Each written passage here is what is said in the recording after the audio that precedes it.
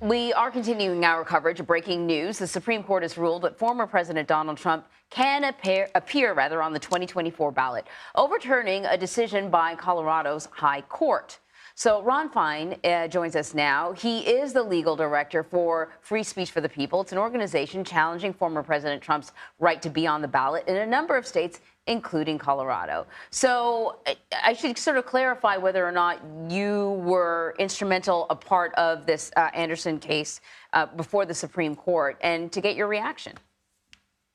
Thank you. We at Free Speech for People pioneered challenges under Section 3 of the 14th Amendment beginning in 2022 against congressional candidates and then against Donald Trump. In this 2024 season, we were joined by another organization called CREW that took the lead on the Colorado case. And just last week, the Illinois courts ruled that Trump engaged in insurrection. And what's important to note is that the Supreme Court's decision today did not exonerate him. They did not say that January 6th wasn't an insurrection, and they did not say that he didn't engage in insurrection. Instead, the court let him off on a technicality.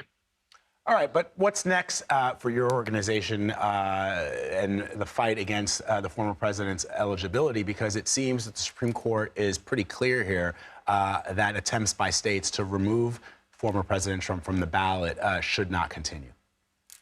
That's right. The Supreme Court decided unanimously on that particular point that states cannot do this. They divided bitterly 5-4 on how else Section 3 might be enforced. But it is clear at this point that states cannot be the forum for these challenges going forward. And so, for example, in Illinois, where Trump appealed our decision, or not our decision, our victory in the Illinois courts ruling that he's disqualified, unfortunately, that case is not going to be able to move forward. The most important point, though, is that on the books, it remains as a matter of record that courts in every state that considered the merits ruled that Donald Trump engaged in insurrection and is disqualified. And all the Supreme Court has done today is said that states can't decide that through state court systems. But the Supreme Court refused to say that Trump didn't engage in insurrection.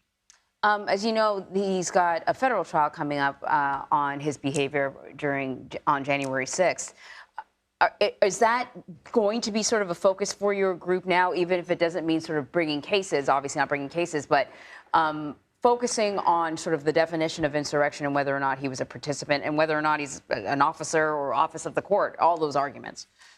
It's astonishing that Congress and the Justice Department, for at least a full year after the new President Biden came into office, failed to hold Trump accountable.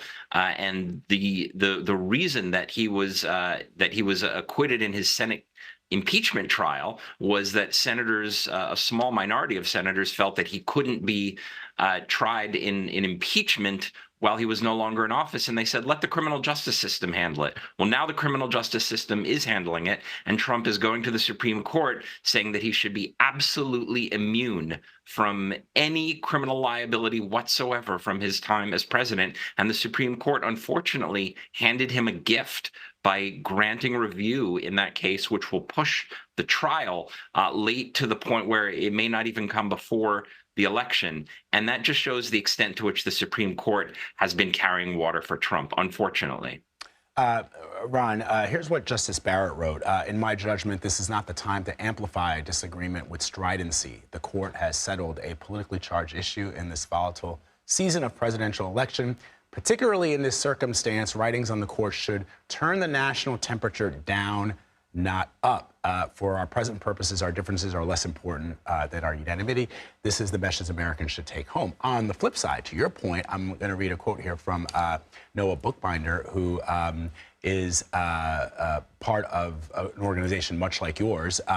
He says every court or decision-making body that has substantially examined the issue has determined January 6th was an insurrection and that Donald Trump did incite it. That remains true today. He's the president of Citizens for Responsibility and Ethics in Washington. So my guess is that you agree less with Justice Barrett and more with Mr. Bookbinder. Well, this is just exactly what happened after the Civil War, during the initial period of Reconstruction, when this provision of the Constitution was being actively enforced. It did keep insurrectionists out of power at state, local office, and federal office.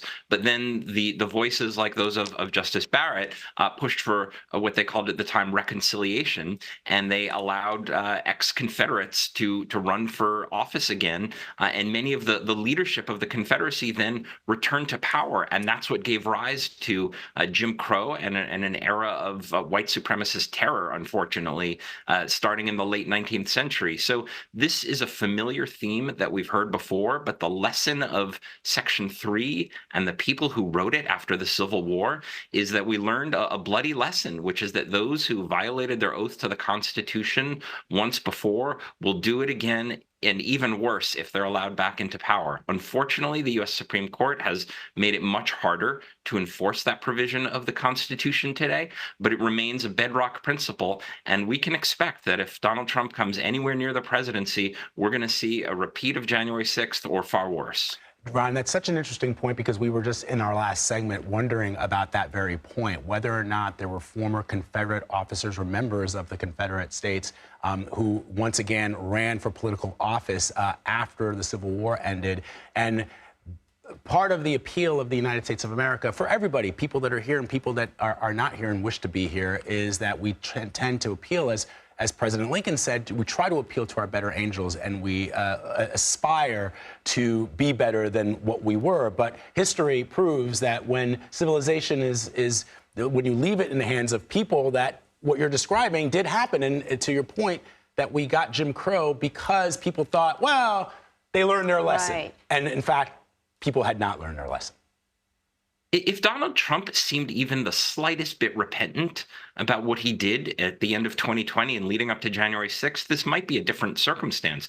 But he has never stated that he regretted his actions even slightly. He continues to praise the January 6th insurrectionists. He's calling them hostages and political prisoners. And he says that what he did was perfect. Now, if he had shown genuine regret and gone to Congress and asked for 2/3 of both houses of Congress to grant him amnesty and remove the disqualification, this would have been a very different situation. But he hasn't shown the slightest bit of regret. And so there's every reason to think that just like those ex-Confederates who were granted a almost universal amnesty just a couple of years after the Civil War ended, that if he's allowed back into power, he'll do the same.